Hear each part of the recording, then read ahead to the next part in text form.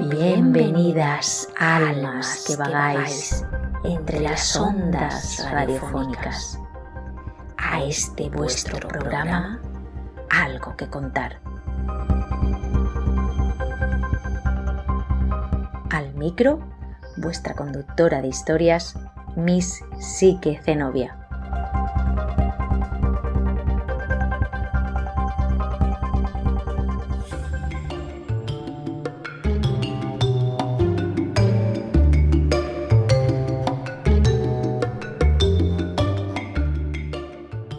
La inmensa mayoría de las personas que usamos Internet, especialmente las que no crecimos con ella, contamos con los conocimientos justos para usar algunas redes sociales y realizar algunas operaciones básicas. Sacar citas médicas, consultar nuestras cuentas, hacer pagos, etc. Si nos preguntaran qué es la gran red y cómo funciona, probablemente nos quedaríamos en blanco. Si nos preguntaran qué es la neutralidad de la red, quizá pensaríamos que significa que es apolítica o que no entra en conflictos. Si nos preguntaran por los algoritmos, podríamos decir que se habla mucho de ellos, pero tampoco sabríamos cómo se utilizan y cuáles son sus fines. A esta lista podríamos añadir un montón de palabras, mayormente en inglés, que nos suenan a chino, o de los que apenas tenemos una vaga idea. En fin, que con tanto desconocimiento, muchas personas tenemos una idea bastante distorsionada de cómo funciona la red y los buscadores. Yo misma, en su momento, creí ingenuamente que Internet era un espacio de igualdad de oportunidades, que cualquiera que creara una web competía en igualdad de oportunidades con las otras webs de su campo.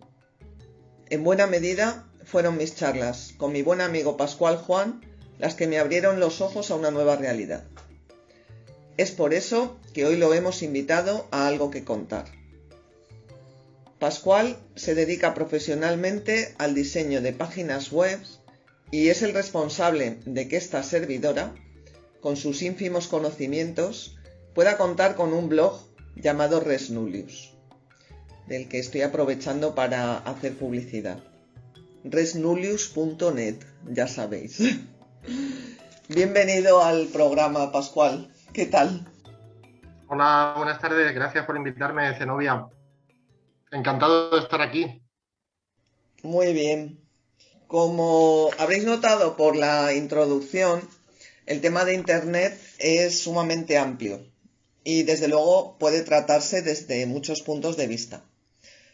Pero en la entrevista de hoy queremos tocar algunos aspectos concretos que nos afectan como usuarios y especialmente a cualquiera que decida emprender un proyecto online, sea con carácter empresarial, asociativo o personal. Para empezar esta entrevista, Pascual, me gustaría que nos explicaras qué significa esto de la neutralidad de la red. Lo primero sí que decir que soy sobre todo autodidacta, pero bueno, sí que soy un poquito Diógenes con el tema de la información, acumulo información, me gusta mucho y entonces pues algo sé, ¿vale? No quiero sentar cátedra con las opiniones que vierta y pido perdón de antemano si algún dato no es estrictamente exacto o 100% correcto. Bueno, en este programa, en Algo que Contar, hemos optado por invitar más a gente que tiene experiencia sobre los temas que estamos tratando. Entonces, yo sé que tú tienes mucha experiencia en diseñar webs, en tratar de posicionarlas en Internet. Entonces, a mí me interesa la gente que tiene experiencia. Sí, en esa parte sí. En esa parte sí voy acumulando ya algo de experiencia. Vas bien servido, bueno, que yo lo sé. Sobre lo que me preguntas, la neutralidad de la red realmente es un concepto bastante sencillo.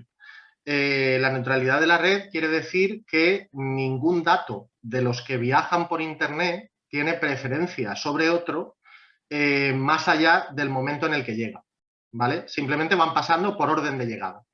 Ese es el concepto básico, tiene mucho más desarrollo, pero digamos que esa sería un poco la definición básica del concepto de neutralidad de la red. De unos años para acá han ido surgiendo distintas regulaciones donde eso se ha ido retocando. Ahora, si quieres, comentaremos un poco más en profundidad. Y se ha ido perfilando algún que otro tipo de dato que sí que pueda llegar a tener preferencia, como son servicios de emergencia, teleasistencia, datos de agencias del gobierno, etcétera, ¿vale? Entonces, en un momento dado sí que se le puede dar preferencia a esos servicios de emergencia, darle prioridad a ese paso de datos. Tiene sentido, ¿vale? Luego ya está el uso que se haga por parte de los estados de esa ventaja que tienen, digamos, Sí. pero en principio es algo que tiene sentido. El resto de datos que viajan por la red pasan de un sitio a otro simplemente por orden de llegada. Ese es el concepto de neutralidad de la red, ¿vale?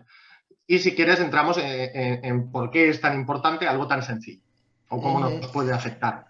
Una cosa, Pascual, sobre esto, en su día, cuando se creó la red, cuando se creó Internet, ¿hubo algún acuerdo previo a nivel internacional?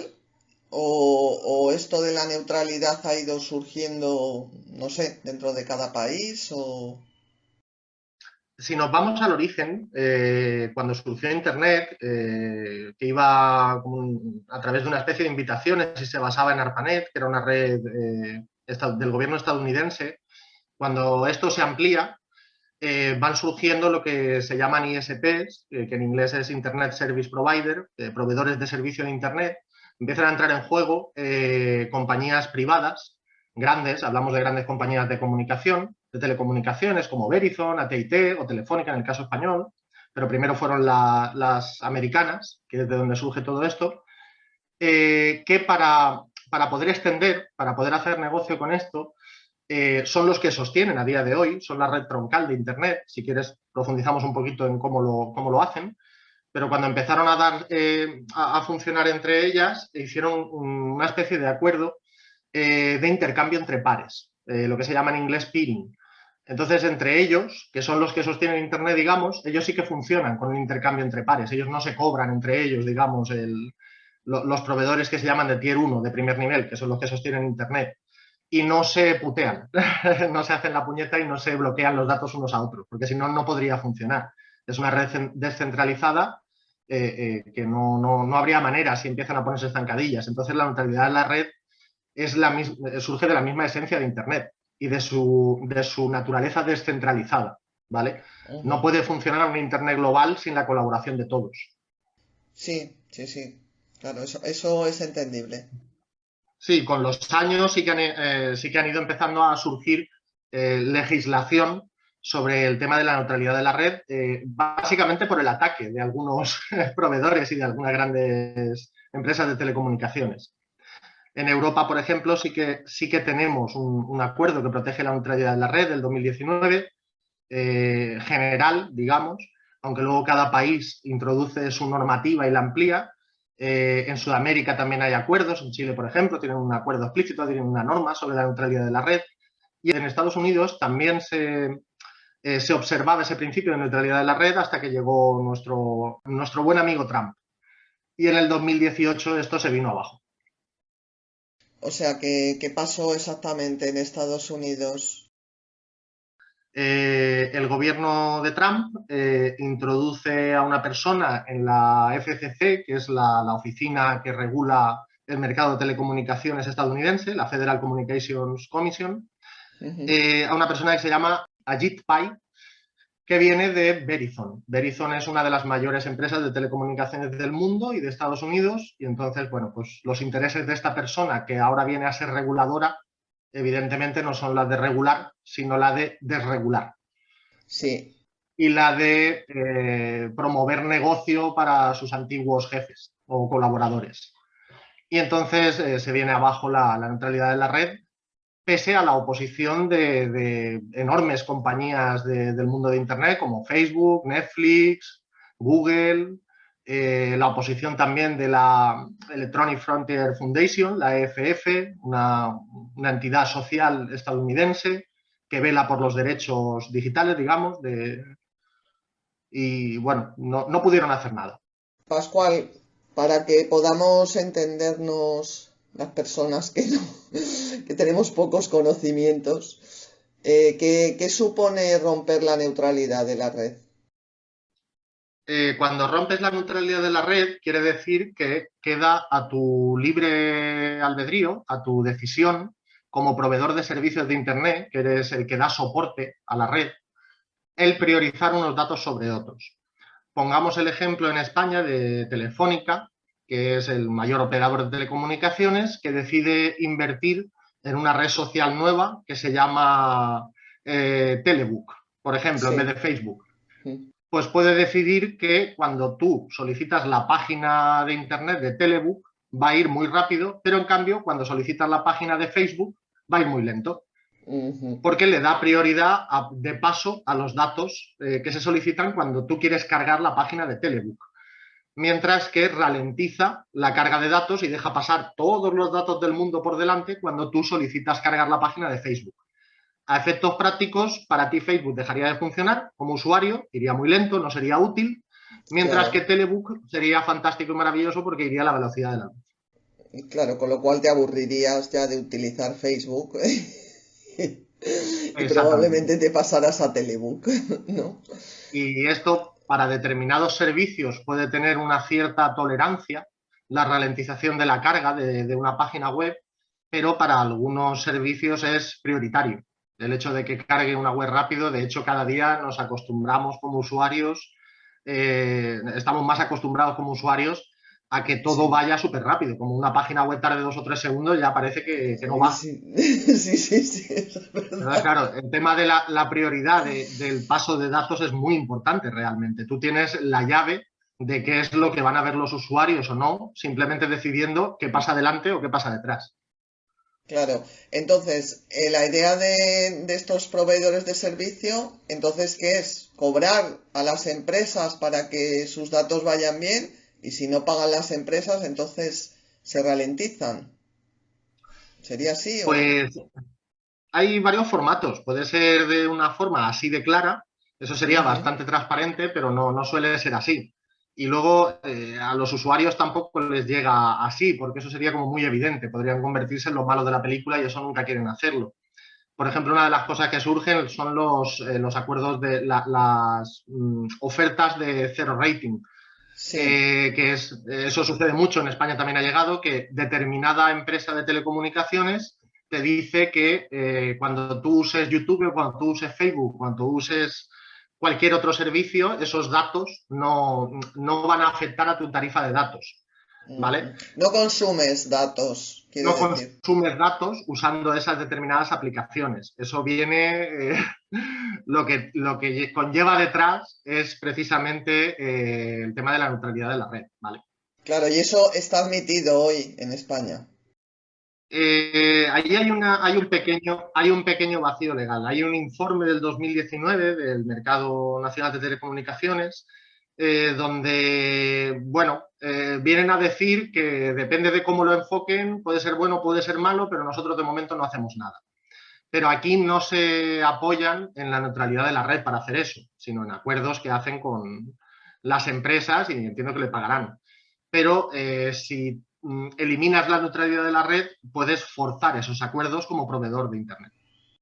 ¿Has oído algo de si el nuevo equipo de Biden piensa hacer algo al respecto? ¿O crees que quedará así en Estados Unidos?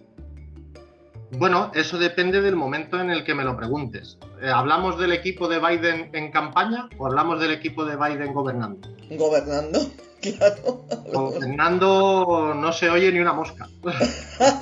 ¿Y en campaña sí habían dicho algo? En campaña, por supuesto que sí. Volveremos a recuperar la neutralidad de la red.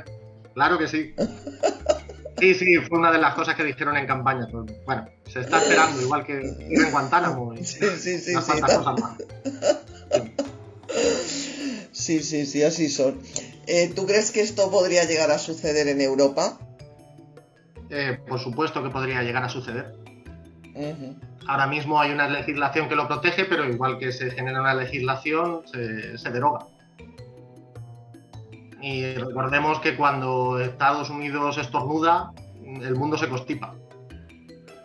Entonces, si Estados Unidos no da marcha atrás, pues iremos viendo poco a poco qué efectos reales tiene esa desaparición de la neutralidad de la red. No es algo que vaya a suceder de un día para otro, aunque sea del 2018, pero bueno, eso hay que ir dando pasitos, las empresas también lo hacen.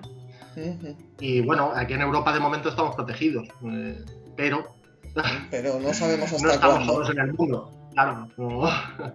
Y luego hay que tener en cuenta también que al final es esto, es una red global. Entonces es difícil calibrar en qué nos puede afectar, porque nosotros consumimos muchísimo contenido que no está en Europa, que está alojado en servidores que están fuera de Europa. Son datos que tienen que venir desde el exterior. Claro. Muchos de ellos de Estados Unidos. Yo sobre todo pienso, como he dicho en la introducción, por ejemplo, en la gente que se anima a hacer algo por Internet, que quiere desarrollar algún proyecto en Internet.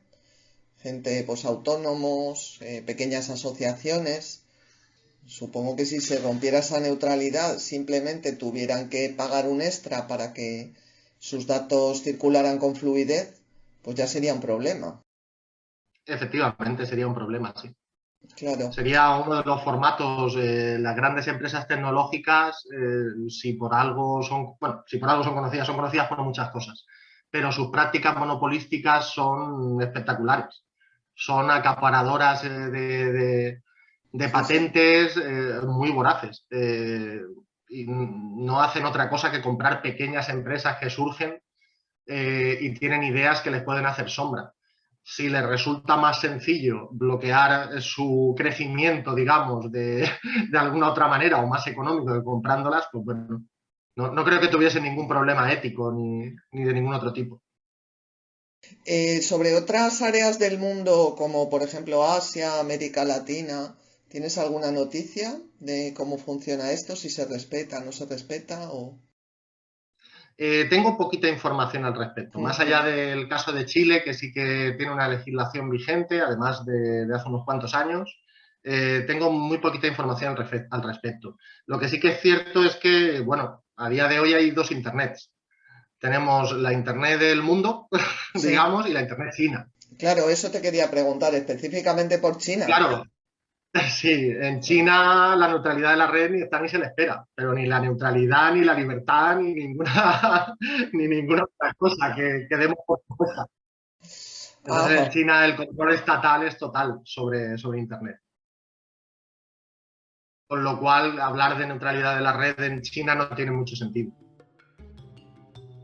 Luego hay otros países muy grandes. En Asia, no solo está China, está la India, que tiene un nivel de población casi igual. La India sí que tiene legislación sobre neutralidad de la red y sí que la protege.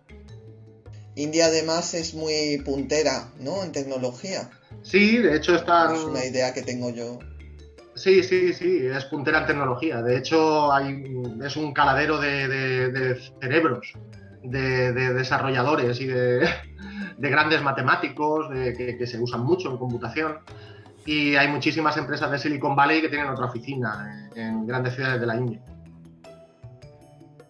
Otro de los conceptos que hemos mencionado en la introducción es el uso de algoritmos.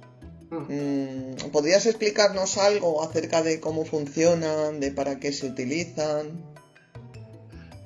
Bueno, voy a intentar explicarlo, aunque ya aquí es donde creo que más se va a notar que no soy un experto. Porque realmente, aunque me dedico al desarrollo de páginas web, no soy informático de formación, ¿vale? Realmente el algoritmo es una sucesión de órdenes, no tiene más que eso, que se reflejan con fórmulas matemáticas, donde dices, cógeme, si entra este dato, pónmelo aquí, o multiplícalo por 2, o elimínalo, o ofréceme este resultado. Entonces puede haber algoritmos muy simples, donde digas, todo lo que sea mayor de 2, déjamelo al 50%. Puede haber algoritmos muy, muy complejos, como los que utilizan ahora mismo las redes de inteligencia artificial, donde hacen traducciones ya casi mejor que los traductores humanos, o donde son capaces de interpretar lo que aparece en una imagen, eliminarle el fondo, ponerle otro o cambiarle la cara a alguien.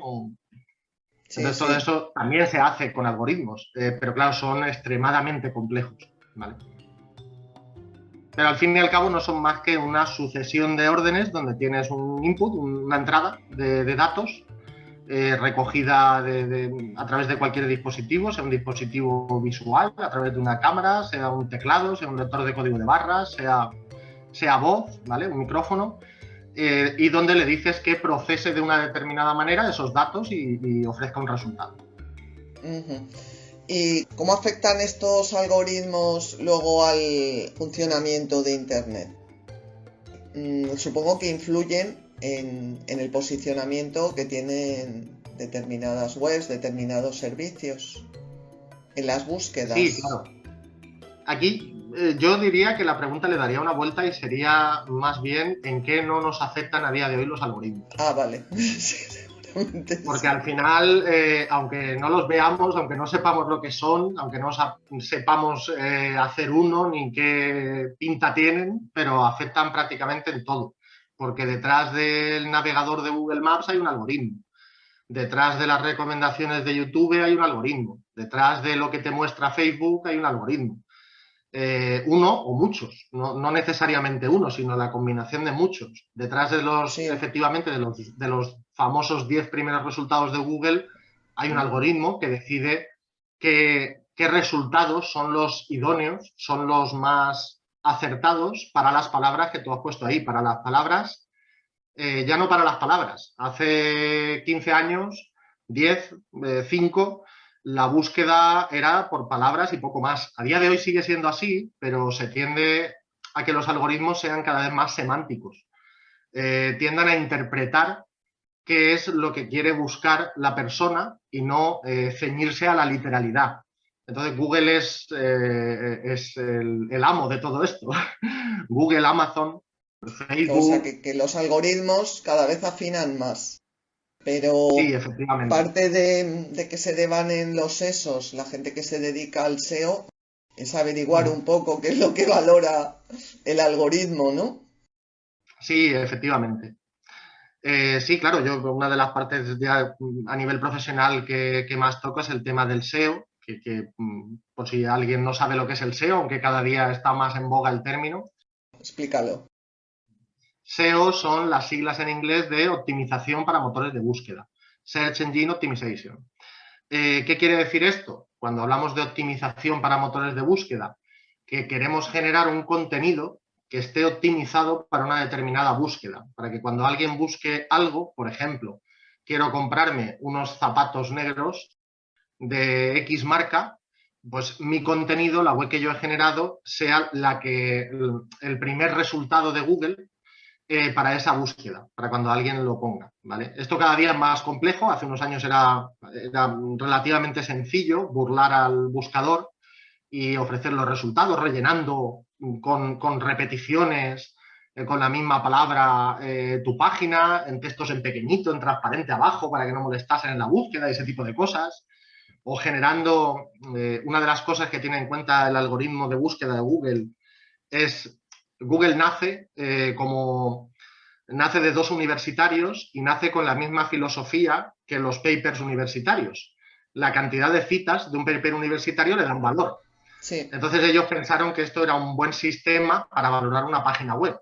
Y en vez de citas, lo que valoraron fueron los enlaces. Entonces, una página web tiene más valor cuanto más enlaces de otras páginas web tiene, ¿vale? Hace 10 años esto era una locura, sí, ¿vale? Sí, Internet. Sí. Había páginas que se dedicaban solamente a vender enlaces hacia otras páginas web para generar esos enlaces entrantes y forzar, digamos, o engañar a Google y hacerle ver que tu página era muy importante cuando a lo mejor no lo era, de forma natural, ¿vale? Sí. La gente no la iba a citar, no la iba a enlazar de forma natural, pero tú conseguías miles y miles de enlaces y era una de las formas de salir los primeros. A día de hoy esto se ha complicado bastante y como el algoritmo cada vez es más inteligente y además lo van cambiando. Cuando detectan que se la están jugando, pues Google tiene una política activa para mejorar los resultados y no quiere que se le cuelen resultados que realmente no son buenos. Entonces lo van cambiando y cada día es más complejo. Es más complejo sin hacer las cosas bien. Si tú realmente sigues las reglas de Google, lo haces todo bien, consigues enlaces, etcétera, pues bueno, conseguirás salir. Pero ya cada día es más difícil engañarlo. Ujú. Bueno, lo curioso es que se haya creado toda una profesión en torno a esto. O sea, Sí, sí, al- una profesión tremendamente cotizada además. sí, sí, sí. Solo en tratar de posicionar en Google. Porque claro, hay vida más allá de Google, porque hay otros No, buscadores también. no hay vida más allá de Google. No, no, es triste decirlo, soy Sí, sí, sí. el primero que no le gusta reconocer esto, pero si hablamos del mundo occidental no hay vida más allá de Google. Si hablamos de Rusia o China, sí, porque Google, la presencia en China es testimonial. Allí lo que triunfa a día de hoy es Baidu, que es el buscador chino. Ujú. En Rusia triunfa Yandex. Hay otros buscadores. Bing, que es el buscador de Microsoft, tiene su cuota de mercado, pero sobre todo desde los propios ordenadores. Pero la penetración de Google en el resto del mundo, que no es China y Rusia, es prácticamente el 90% del mercado. En la mayoría de países no es el 90, es el 98, el 97.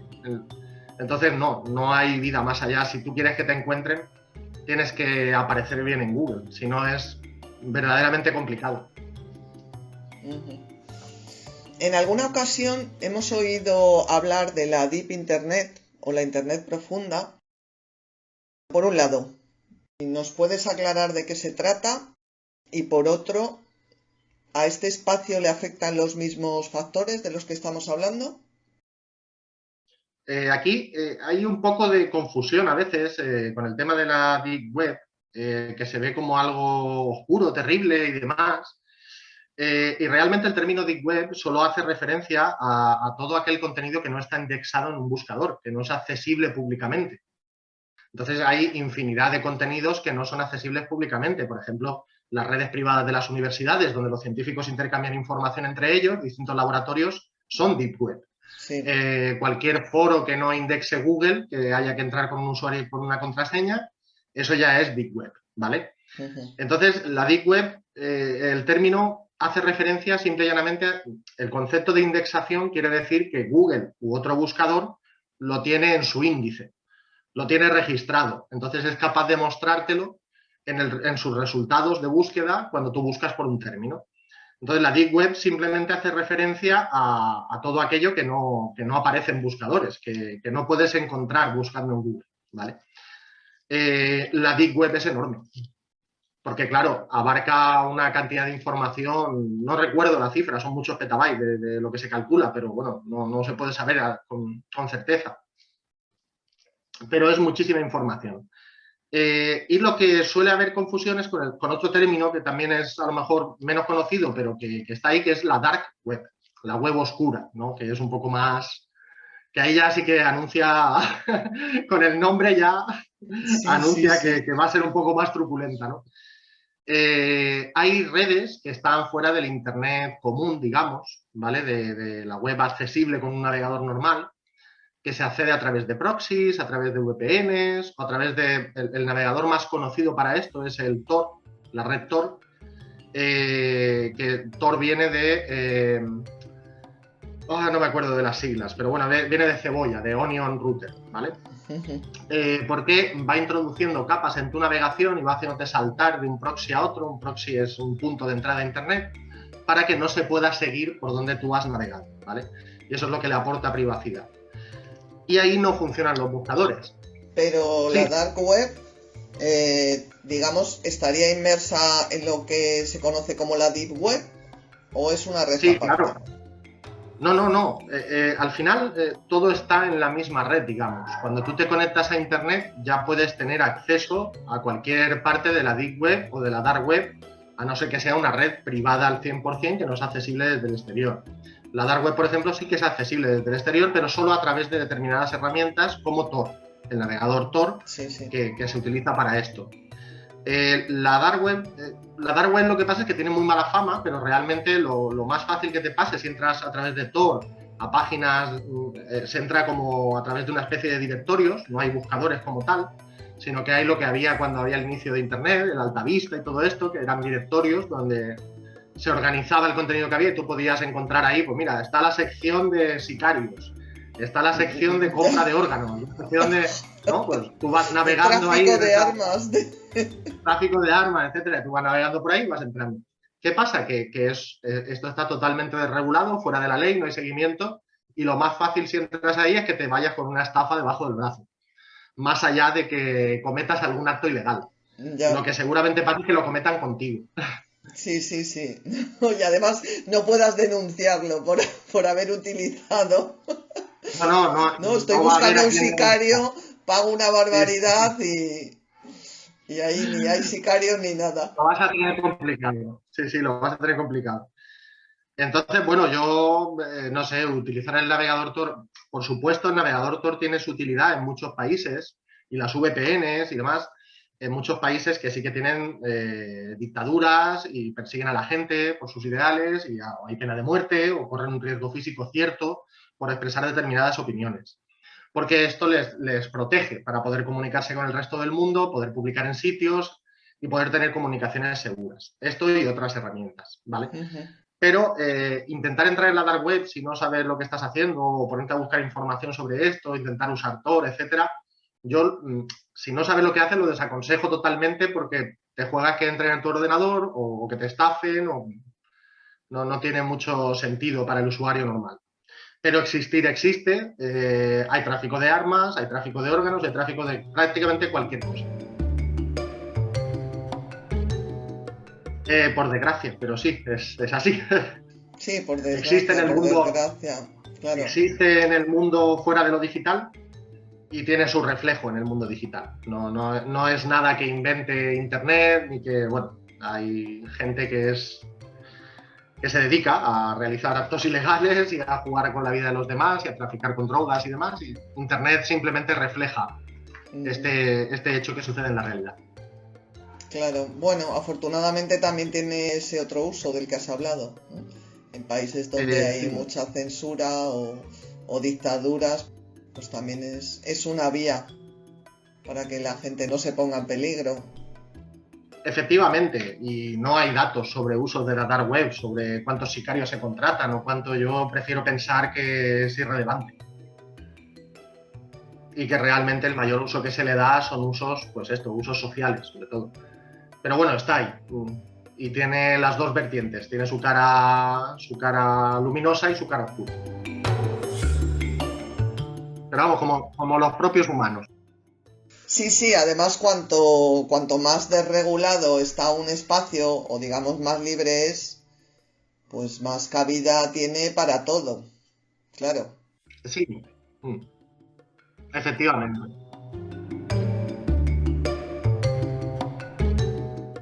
Otra de las cosas que siempre me sorprende respecto a la seguridad en Internet es el tema de la protección de datos. Porque cuando se trata el tema en los medios de comunicación, yo siempre percibo que se culpabiliza al ciudadano. Es decir, nos dan la bronca. Como es que, claro, usted va dando sus datos alegremente por internet o por teléfono a cualquiera y claro, luego pasa lo que pasa, ¿no? Entonces yo digo, bueno, pero si es que no puedes hacer otra cosa. Quiero decir, si quieres acceder a determinadas, bueno, a la mayoría de las webs, si quieres acceder a contratar determinados servicios, es que tienes que dar tus datos y tienes que autorizarles el tratamiento de datos. Si no, directamente te sacan o no puedes cerrar ese contrato. Entonces, no sé, yo quería preguntarte si conoces algún método de evitar esto, en tener que autorizar el uso de tus datos, o si incluso conoces a alguien que se lea todos los términos y condiciones cada vez que entras en una web. Y además, bueno, da igual, porque aunque te los leas tampoco puedes cambiarlos. O sea, o te dejan dos o tres opciones que te da la impresión de que con esas opciones ya has elegido algo, pero que me parece muy, muy ridículo todo el juego que hay con el tema de los datos. Bueno, los datos son el nuevo petróleo a día de hoy. Jamás en la historia se habían acumulado tantos datos de cada uno de nosotros. sea, los datos que pueda tener a día de hoy, no sé si utilizas Facebook. Sí, Sí.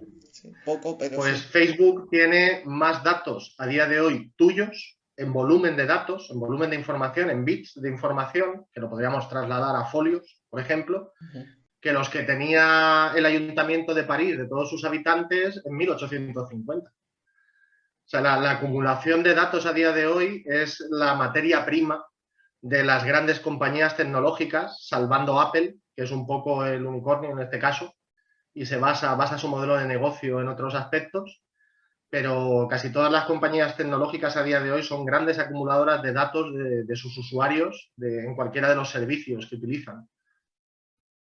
Sí, pero quiero decir, no hay cómo puentearlos No. o cómo salvar esa situación. Bueno, aquí hay varias cuestiones. Cuando hablamos de si hay privacidad en Internet, si podemos conservar la privacidad de nuestros datos en Internet, la respuesta es no. No, así rotundo, en grande. Sí, Yo aconsejo a todo el mundo que vea Snowden, la película, y que se eche a llorar después, tranquilamente, en su casa, en silencio, ahí, con sollozos así, pequeños, abrazado a algún muñeco. ya. Porque no hay ningún tipo de privacidad. Cero. Es el nivel de privacidad, a no ser que te llames Vladimir y te apellides Putin. Ya, No la hay. Porque tienen acceso por detrás a todas las redes. De hecho, se ha hablado en varias ocasiones de puertas traseras en la red Tor que utilizan servicios de inteligencia estadounidenses. El año pasado leí una noticia sobre una de las mayores empresas de encriptación de datos y de seguridad para grandes conglomerados, que es una empresa suiza, que resulta que la CIA tenía una participación en el accionariado a través de una filial, etcétera. Es una empresa que se dedica a desarrollar los protocolos de seguridad que utilizan empresas como Telefónica, etcétera. Entonces no tiene ningún sentido hablar de privacidad de datos cuando hay un Estado, que es el estadounidense, que tiene acceso a lo que quiera, sí, a sí, todo. por eso me llama la atención las broncas que nos dan siempre. Como si fuera culpa nuestra, ¿sabes? Lo de las Sí, y es personas. algo, efectivamente es algo que se suele obviar, el tema de Estados Unidos y su inmensa red de análisis de datos y de escucha, pero está ahí, vamos, es una realidad reconocida por el propio gobierno estadounidense, no es una cosa de una película de ciencia ficción, es así. Y ha habido filtraciones desde Wikileaks al caso de Snowden, enormes, donde lo hemos podido comprobar. Pero bueno, aún así está ahí, es el elefante en la habitación con el tema de la privacidad. Luego, más allá de eso, como usuarios que queremos conservar cierta privacidad o no queremos sentirnos vigilados constantemente y que nos persigan los anuncios por internet de algo que buscamos el otro día, Sí, o esa sensación que he escuchado a mucha gente, es que hablé el otro día de tal cosa y ahora me salen anuncios de esta cosa, Google sí, me espía, Bueno, más allá de que tengan la capacidad para activar el micrófono o no es tanto una capacidad, sino algo a lo que le hemos dado permiso. Por ejemplo, con el asistente de Google, nosotros le damos permiso en muchas ocasiones, sin darnos cuenta, para que esté en escucha activa. Por si acaso decimos, no voy a decir la palabra, pues la palabra se compone del término OK y después viene, lo tienes que decir todo junto, Google, si lo digo se activará mi teléfono, me saldrá el asistente y me preguntará dónde quiero ir. Con el tema de Amazon sucede lo mismo, con los cacharritos estos que venden para estar en casa, con Alexa. Entonces nosotros ya le damos permiso para que nos oigan. Y en el tema de la navegación por Internet, están tan extendidos.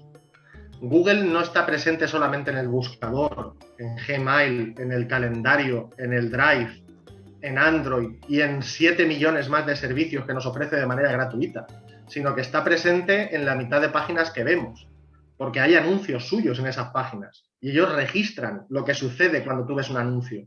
Ellos tienen información sobre lo que tú estás haciendo cuando navegas por una página web que enseña anuncios de Google. Entonces, si ellos conjugan todos esos datos, saben lo que estamos haciendo todo el día. Están en nuestro móvil, están en nuestro correo, están en nuestras reuniones con Google Meet, están en nuestro calendario y están en todas partes. Y con Facebook sucede poco más o menos lo mismo. Lo instalamos en nuestro teléfono móvil, le damos acceso a un montón de cosas para poder usarlo. claro, es que Porque si no le das efectivamente acceso no lo puedes usar. Efectivamente son contratos de adhesión, no son normas a las que te adhieres, no Claro. aceptas y punto, no hay negociación de ningún tipo. Sí conozco a varias personas que se leen los términos y condiciones y la política de privacidad. Todas se dedican al ejercicio de la abogacía. Y aparte de esas, no conozco a nadie más. Sí. Los usuarios no nos leemos la política de privacidad porque al final prima la utilidad de lo que queremos obtener de esa herramienta. Claro, si no las aceptas, pues al final no puedes utilizarla y punto. Efectivamente. Ahora, en un mundo que funciona cada vez más a través de servicios online y más desde esta maravillosa epidemia que nos ocupa desde hace un año, donde si antes podías hacer llamadas telefónicas o podías incluso ir presencialmente a determinadas oficinas, ahora ya no es factible. O sea, tienes que hacerlo todo a través de la web. Así que no tenemos muchas opciones. Está aumentando el nivel de uso de Internet, el nivel de uso de las redes sociales, el nivel de uso del comercio electrónico, sí. Claro. Y todo eso lo que hace es que recojan más datos de lo que hacemos al cabo del día. Sí. Pero bueno, para evitar paranoias de la gente, supongo que eso no significa que es que te estén espiando a ti como fulanito de tal o menganita de cual, sino que los algoritmos van acumulando esa información. Un poco casi como estadística. Supongo que a no ser que por algún motivo destaques socialmente. Quiero decir, si te conviertes en una persona ya de cierta influencia, entiendo que sí que pueden echar un vistacito a ver lo que hay de ti, ¿no? Pero no creo que haya nadie dedicado a controlar a los millones de personas que hay en el planeta. Uno a uno. Bueno, el objetivo de la Agencia de Seguridad Nacional estadounidense es ese. Que lo logren o no lo logren es harina de otro costal, pero su objetivo sí es ese. Bueno, pero a personas de cierta relevancia, ¿no? Sí, el problema que veo yo en todo esto es que la relevancia se decide de forma unilateral por parte de personas que no conocemos, cuyos intereses desconocemos, sí. Y desconocemos quién les manda y por qué hacen lo que hacen. Claro. Y a veces ni siquiera los ejecutores, la gente que pone en práctica esas escuchas, esos seguimientos, sabe por qué lo hacen. Simplemente lo hacen porque hablamos de entidades organizadas de forma completamente jerárquica y donde la transmisión de información se compartimenta totalmente. Y yo te digo que hagas esto y no tienes por qué saber por qué lo tienes que hacer. Lo haces por el bien del país y punto pelota. Sí, vamos, pero yo quería tranquilizar un poco a los oyentes, ¿no? Que no es que vaya alguien detrás de, yo qué sé, de Pepita Pérez que vive allí en Vallecas y que la están espiando, bueno, ¿no? Alguien Realmente no intentaría tranquilizar a nadie, sino que la gente sea consciente de que sí, claro que hay un seguimiento. Lo que pasa es que cada uno tiene unos intereses. Entonces, la Agencia Nacional de Seguridad estadounidense no sabemos cuáles son los que tengan. Google sí sabemos cuáles son sus intereses. Enseñarnos publicidad. Porque tiene que demostrar a sus anunciantes, que son los que le dan de comer, que sus anuncios funcionan cuando los ponen en Google y les pagan millones de dólares para mostrarlos en YouTube, en Gmail, bueno, Gmail casi no tiene publicidad, en el buscador o en cualquier página de la red de display de Google. Facebook va un poco más allá. Facebook es ya se ha quitado la careta. Facebook sí utiliza. Google utilizaba nuestros criterios de búsqueda y nuestros hábitos. Facebook va un poco más allá y quiere saber cómo somos. Quiere tener una búsqueda un poco más incluso emocional, ¿no? Sí. Está el caso de Cambridge Analytica, que bueno, hay un documental muy interesante que se llama El Gran Hackeo, donde detalla el caso de Cambridge Analytica, que es la denuncia de por qué ganó Trump las elecciones, ¿no? ¿Qué papel tuvo Facebook? Y la venta de datos de usuarios estadounidenses a la empresa Cambridge Analytica y cómo utilizaron estos datos para, a través de la red social, de la creación de páginas, perfiles y campañas de publicidad, modificar la intención de voto polarizar y modificar la intención de voto de muchos estadounidenses. Entonces sí se hace, quiero decir, no deberíamos estar nada tranquilos, porque sí que se hace. ¿Qué pasa? Que normalmente como usuarios que navegamos y vemos Facebook para ver lo que ha hecho nuestro amigo, el vecino, o para ver vídeos de gente que se cae tontamente con la bici, pues bueno, no tiene mucha relevancia. Al final, vale, están viendo lo que hacemos, pero bueno, no va a ir a ninguna parte más allá de que nos salga uno u otro anuncio. Pero sí tienen la capacidad para influir en el mundo real y para condicionar movimientos de mucha gente. Y para condicionar, al final son generadores de opinión, al igual que lo han sido los periódicos o las radios. Entonces las redes sociales han adquirido ese papel. Efectivamente, hay una parte de influencia, supongo que no al 100%. Si una persona está muy definida políticamente, bueno, es difícil, ¿no?, que le vayan a mover el tablero.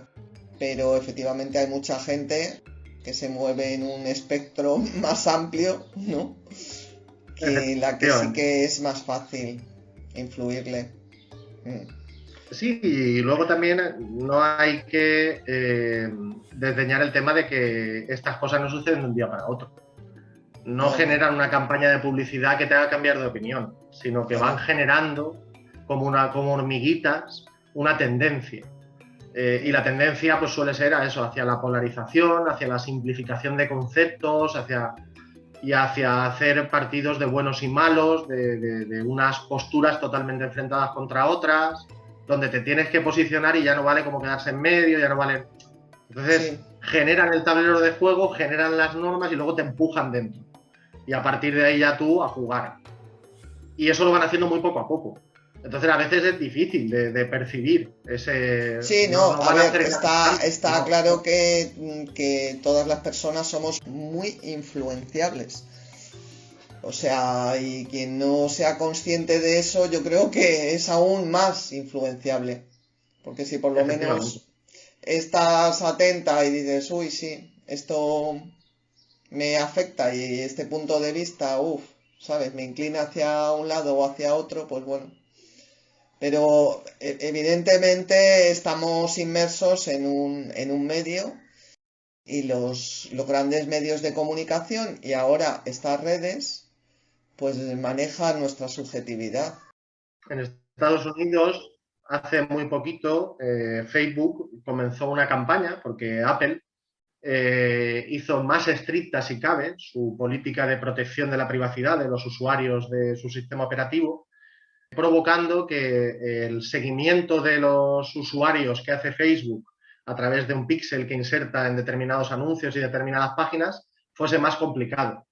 Y Facebook contraatacó publicando páginas completas en diarios estadounidenses denunciando a Apple por lo que ellos venían a decir que era atacar directa y frontalmente al pequeño y mediano comercio estadounidense, impidiendo que pudiese desarrollarse a través de su plataforma, etcétera, etcétera. Tergiversando de una forma totalmente torticera y maniquea algo que es totalmente razonable, que es que no tienes por qué saber lo que hacen en todo momento la gente que está usando mi dispositivo, pero que Facebook escogió el papel de víctima y a Apple, que es una mega empresa también, como el malo de la película.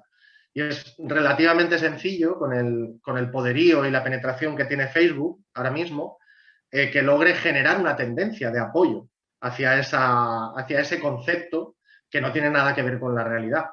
Y que cada vez vean más gente que diga, tal vez no usuarios de Apple, pero no son mayoritarios, que diga que eso está mal, que eso, ¿cómo puede hacer eso Apple? Con el dinero que ganan. Y al final pues tenemos a Vox defendiendo a las mujeres y a Facebook al pequeño comerciante. Sí.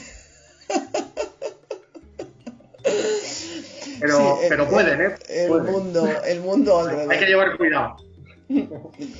Bueno, Pascual, hemos hablado de muchas cosas, el tiempo se va volando y tenemos que ir cerrando el programa. Pero antes de despedirnos, como hago siempre con todos los invitados y las invitadas, ¿hay alguna cuestión de la que no hayamos hablado, con la que te gustaría cerrar el programa? Bueno, sí que a lo mejor recordar, o sea, cuando decías de no asustar a los oyentes, o no es mi intención asustar a nadie, pero sí a lo mejor que seamos conscientes que con esto pasa, nos han vendido un poco la moto de que en Internet es todo gratis. Y eso no es cierto. Todo tiene su precio. Esas gigantescas empresas tecnológicas como Google, Facebook, Amazon, etcétera, que nos dan un montón de cosas gratis, evidentemente no nos las dan gratis. Aquí se puede aplicar aquella máxima de si no te cuesta nada, seguramente el producto eres tú. Sí. Y en el caso de las redes sociales, los buscadores, los servicios gratuitos de Internet que nos ofrecen muchas empresas, eso suele cumplirse a rajatabla. El producto eres tú y además te exprimen como si fueses un pomelo. Entonces hay que ser consciente de eso, de que cuando usamos servicios gratuitos estamos regalando nuestros hábitos de uso. Pero Pascual, No es que nos persigan, no. ¿tenemos alternativa? En algunas ocasiones sí, en otras menos. Si usamos Chrome, pues tenemos menos. Si usamos Brave, por ejemplo, que es un navegador basado en Chromium, que es el motor de Chrome, es un proyecto de código abierto, muy entrecomillado, que sacó Google, pues vamos a tener más privacidad. Si usamos Opera, también vamos a tener posibilidad de tener más privacidad cuando navegamos. Son navegadores que implementan ya directamente VPNs y navegación a través de proxies y por defecto no guardan cookies. Entonces, bueno, algo más conservará nuestra privacidad. Si utilizamos DuckDuckGo en vez de Google para buscar, pues Google no sabrá lo que estamos buscando. Y con las redes sociales, pues si quieres usar redes sociales, pues hay las que hay. Claro, No son necesarias. Quiero decir, si tú eres una empresa y quieres publicitarte, al final es un medio un canal más de comunicación. Entonces, bueno, igual que pones una valla publicitaria, tienes una página de Facebook o pagas anuncios de Facebook. Bien, como usuario no es algo imprescindible. Puedes usarla más o menos. Puedes estar presente y dedicarle 1 hora al día o 1 hora a la semana. Si le dedicas 1 hora a la semana, Facebook tendrá menos información tuya. Si entras a través del navegador, en vez de instalarte la aplicación en el móvil, Facebook tendrá menos información tuya. Entonces, hay formas de paliar cuánta información tienen sobre nosotros. En el caso de Amazon, no. En el caso de Amazon lo saben todo. Lo saben todos los de Amazon. ¿Y eso? Los de Amazon lo saben todo. Bueno, Amazon es un caso curioso, porque es una gran tecnológica que es conocida por la tienda, pero realmente su mejor negocio no es la tienda. Su mejor negocio es una división de Amazon que se llama AWS, que son las siglas de Amazon Web Service, y por ejemplo Netflix, que es un servicio muy conocido, está alojado en Amazon, en los servidores de Amazon. Y a día de hoy eso se llama computación en la nube, ese tipo de servicios, y Amazon es el rey, curiosamente. La última vez que vi el dato tenían el 75% del mercado, incluyendo China. O sea, que esos lo saben todo. De Amazon no te puedes ocultar. Esos lo saben todo. Amazon lo sabe todo. El bueno de Bezos. Madre bueno, mía. lo que sí que recomendaría son tres películas documentales que están muy bien y que a lo mejor para ser un poco consciente de lo que pasa con nuestros datos y demás, que aunque son a lo mejor un par de ellas, una de ellas un poco burda, ¿no? Pero son interesantes y creo que para el gran público, para alguien que no tenga unos conocimientos tecnológicos muy profundos o muy avanzados de cómo funciona Internet y demás, están muy bien. Sí. Una es El Gran Hackeo. Es un documental que para mi gusto a veces es un poco espeso, pero donde nos pone negro sobre blanco lo que hizo Facebook con los datos de 80 millones de usuarios, sin que estos usuarios lo supiesen. Y cómo se los vendió tranquilamente, todo lo que hacían al cabo del día durante años en esa red social a una empresa que no tenía nada que ver con Facebook y que se llamaba Cambridge Analytica, pero tampoco tenía nada que ver con la Universidad de Cambridge, sino que era una empresa que su único objetivo era ganar dinero y que se vanagloriaba en sus presentaciones de haber hecho ganar elecciones a varias personalidades públicas gracias a sus campañas. Luego está El Dilema Social, que es otro documental, los dos son de Netflix, curiosamente, pero bueno, seguro que son muy fáciles de encontrar, buscando un poco en Google o en DuckDuckGo, para verlos de forma gratuita, si se quiere, porque están en un montón de sitios. Y El Dilema Social nos enseña un poquito cómo funcionan por detrás las redes sociales. Y lo que tiene de bueno es que las personas que nos lo explican son altos cargos de empresas tecnológicas estadounidenses como Twitter, Pinterest, Google, Facebook, etcétera. También del navegador Mozilla. Es bastante interesante. Ese lo he visto. Y por último, la película de Snowden. Porque si tenemos, yo veo mucha gente que publica el típico mensaje en Facebook de no quiero que la CIA utilice mis datos para tal. Y bueno, me río, ¿no? Porque dicen, hombre, igual publicarlo en Facebook no tiene mucho sentido, ¿no? Estás usando Facebook. Pero vamos, es un poco una muestra clara de lo que a día de hoy es el gran hermano, que es tecnológico. En Estados Unidos sobre todo, aunque hay muchas agencias, se llama NSA, y tienen acceso absolutamente a todo. Pueden estar utilizando la cámara de tu teléfono aunque lo tengas apagado, sin que tú te enteres. Y no solo pueden, sino que lo hacen. Quiero decir, entonces a partir de ahí, pues, por supuesto que escuchan nuestras conversaciones, leen nuestros mails, nuestros SMS y cualquier tipo de comunicación que se realice por vía digital. Muy bien, Pascual. Bueno, pues con estas recomendaciones de película y documentales para abrirnos los ojos, cerramos el programa. Muchas gracias por habernos acompañado. Un abrazo muy fuerte. Gracias, un abrazo.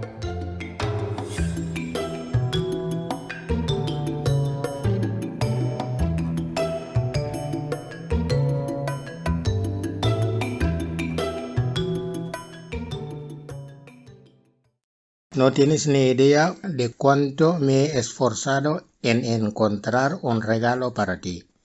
Nada parecía adecuado. ¿Qué sentido tiene llevar oro a una mina de oro o agua al océano? Todo lo que traía era como llevar especias al oriente. No era un bien darte mi corazón y mi alma, porque tú ya lo tienes. Así pues te he traído un espejo. Mírate a ti mismo y recuérdame.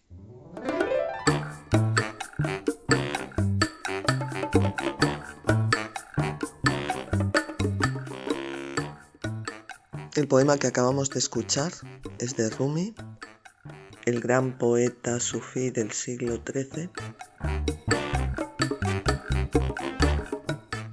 Algunos radioyentes, después de escuchar los podcasts, y puesto que la mayoría sois amigos y tenéis mi teléfono personal, mi WhatsApp, de vez en cuando me hacéis comentarios por privado en los que me comentáis algo que os ha gustado, algo que no os ha gustado tanto, a nivel técnico, a nivel de sonido o de contenidos. Y yo os lo agradezco profundamente porque sé que habéis escuchado atentamente los programas. Pero os animo a todas y a todos a que esos comentarios me los dejéis en las plataformas en las que estáis escuchando los podcasts, ya que eso enriquece el canal. Quizá alguno o alguna piense que cuando me hacen alguna crítica no demasiado positiva me puede sentar mal, y quizá para no ofenderme prefieren no hacerlo públicamente. Y ya desde aquí os digo que no es así para nada. Al contrario, si no estuviera abierta a las críticas, no podría mejorar este espacio que tanto me interesa. Así pues, os animo a que hagáis vuestros comentarios públicamente. Como somos una comunidad pequeña, no creo que vayamos a tener ningún problema de haters o de gentes groseras y maleducadas. Hasta ahora, todos los comentarios que me habéis enviado por privado me han resultado muy útiles y he tomado buena nota de ellos para intentar mejorar lo mejorable y potenciar lo que veo que os gusta. Y con este pequeño comentario terminamos el programa de hoy. Espero que os haya gustado y nos oímos en la próxima entrega.